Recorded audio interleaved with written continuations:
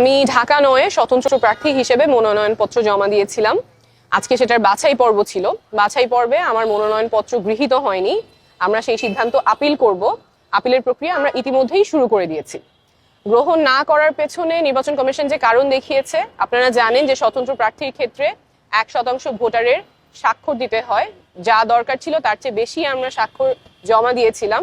সেখান থেকে তারা ১০ জনের তথ্য ভেরিফাই করতে গিয়েছেন, ১০ জনেরই সত্যতা তারা খুঁজে পেয়েছেন, কিন্তু এই ১০ জনের মধ্যে ২ জনের ক্ষেত্রে তারা দেখেছেন তারা ঢাকা ৯-এর ভোটার না। এক্সট্রিম মশার কয়েল প্ল্যান্ট ফাইবার দিয়ে তৈরি, তাই সহজে ভাঙে না, সুগন্ধিযুক্ত ও নিরবিচ্ছিন্নভাবে জ্বলে। ডেঙ্গু, চিকুনগুনিয়া বাহি সহ যে কোনো মশার বিরুদ্ধে দেয় এক্সট্রিম সুরক্ষা।